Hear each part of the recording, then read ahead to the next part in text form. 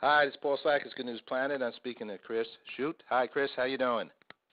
Doing well. How are you, Paul? Okay, real well, thank you. You're a senior editor at Amazon, Amazon.com.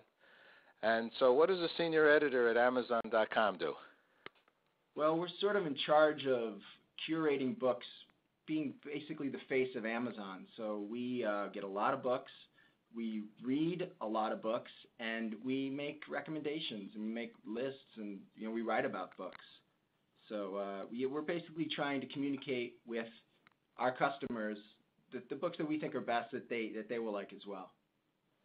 How does be honest with you? I've never written a book and then tried to present it to Amazon to ask you to try to sell it for me.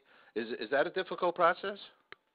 It's actually a pretty easy process. I am not an expert on it, but you can. But Amazon does a lot of self-publishing, and you can actually Really? go online and figure that out.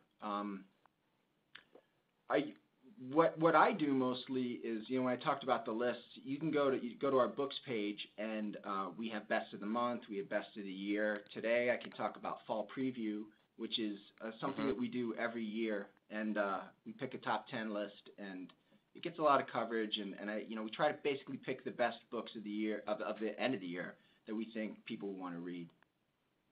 Wow. Okay. All right. Well, geez, first that's self-publishing, meaning that somebody presents you with an idea like a publishing house, and then you publish that book for somebody. Did I understand that right? No, self-publishing works very differently. Basically, I'm sorry. You write a book, and you can go on to Amazon, and you can actually publish it there. I got you now. That kind of self-publishing. Okay. Yeah. All right. I didn't know if the self was Amazon. No, we're not the self. No. Okay, great. But you're very successful, and a lot of people buy books and other items from you, and congratulations on your long-term success. So today, that's true. We're going to hear about top picks for the fall, and obviously you probably have read these books. So what's out there now? Well, there's a book that came out yesterday, and it's by a guy named Chad Harbach, who actually lives in Brooklyn. It's called The Art of Fielding. Yeah, it's a debut novel, and it's really the hot book of the moment. It came out, like I said, yesterday. It's already receiving tons of reviews, tons of critical praise, and it's basically a book about baseball that's not about baseball. So it's up there with things like The Natural and The Brothers K. And it takes place on a small campus out in the Midwest on the lakes on Lake Michigan, and we follow the lives of 5 people. But basically, it's about this one central character who's a small town guy. He's a baseball prodigy. He comes to college, and the whole world's opening up for him. And it's about growing up, following your dreams, making changes when something gets in the way of those dreams. And it's really one of the best books of the year. You're gonna hear a lot about it. Wow, that sounds like a great one. Obviously, he's a Brooklyn Dodger former fan, and he's frustrated, and he's getting out there, and now he has his revenge. When you write a book, anything can happen that you want to happen in it. So yeah, that's marvelous. History. What a great story. Sounds like a beautiful, beautiful story, and something about sports. It's always. I love The Natural. That was great. Was that a book? Did that come out in book form also? Yeah, that was a book first by Bernard Malamud. Yeah, so that was a big. It was a huge hit as a book before it was a movie, and I wouldn't be surprised if this book turns into a movie at some point as well. Okay. So a book like, say, The Natural, would that be on Amazon? Oh yeah, absolutely. You can find any book, pretty much any book on Amazon. So. Okay. Yeah, just go type it in. Super duper. So give me another one. The next book is The Night Circus by Aaron Morgenstern. It's another debut, but where the first book I talked about, The Art of Fielding, was based in reality. The Night Circus comes out of fantasy, and it's sort of a dark, mesmerizing, enchanting tale about this circus that just shows up outside of towns without any warning and then disappears a few nights later. And it's all about the people who live and work in the circus, and specifically it's about this couple of young lovers who, they're actually magicians, and they've been picked by these powers outside of their control to be in this contest. They're basically supposed to fight to the death. but then of course they fall in love, and things get a little more complicated. So it's going to be, I think it's actually going to be a huge international bestseller. It comes out next week. It's a book with like magic and romance and mystery and a little darkness, and it's kind of like Twilight for grown-ups or something like that.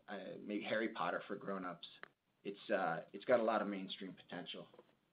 Aha. Chris, you should have a segment right before the book, a little audio, concepts about what the book is, a little description. You do very nicely at this. I'm ready to buy. Really, that's like a great feature, You sell audio books also? I'm sure, right? Oh, yeah. I apologize.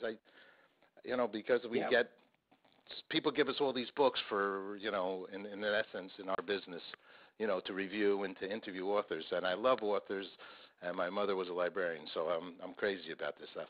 So what else is good?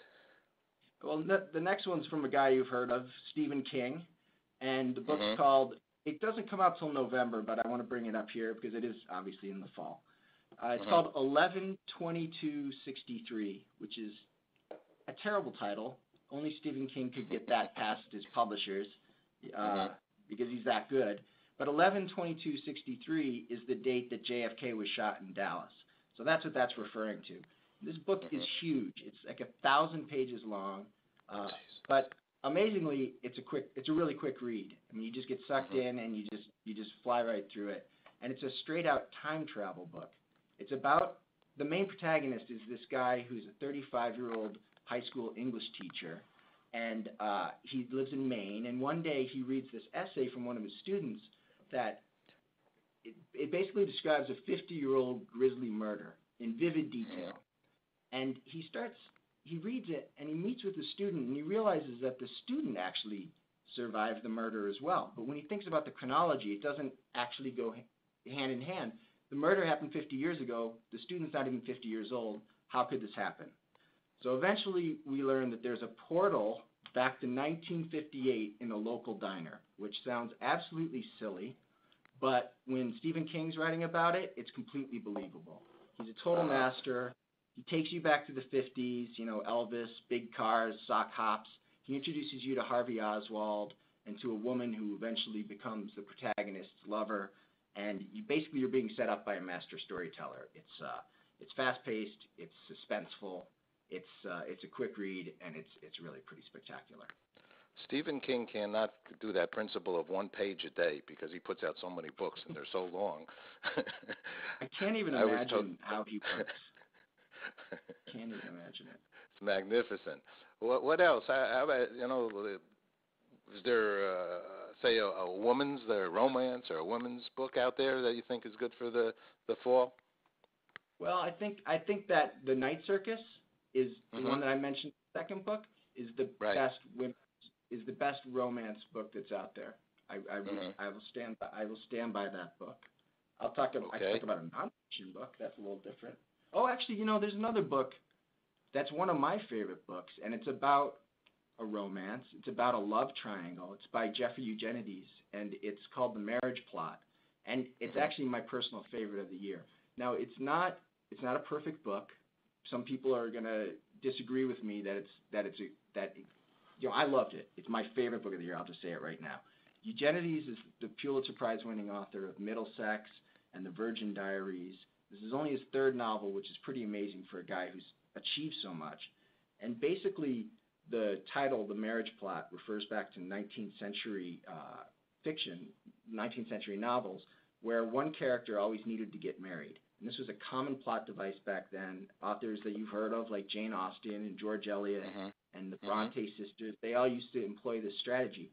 The book itself is very contemporary. Like I said, it's a love triangle. It's set in the 80s in college, and it revolves around one woman named Madeline, who's a student who just loves 19th century novels.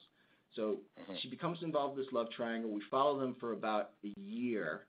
And the thing I love about Jeffrey Eugenides, the author, is that he can get into a character's mind in a way that's rare even for authors. And this book's all about love. It's about relationships and trust and passion and even a little bit about madness. It's not perfect, like I said, but neither is life. and love. So why would you expect that from a novel? So I just thought it was a great book, and that is definitely, yeah. Well, there's now on the Amazon. Thank you for sharing those. Is there a place on Amazon where we can see maybe a longer list, or where does somebody go on Amazon to find this, top picks and things? Yeah, if you go to Amazon Books, you can go to Amazon.com/fall books, or you can go to the Amazon Books page and see our best of the month selections and our best of the year so far, and eventually our best of the year at the end of this year.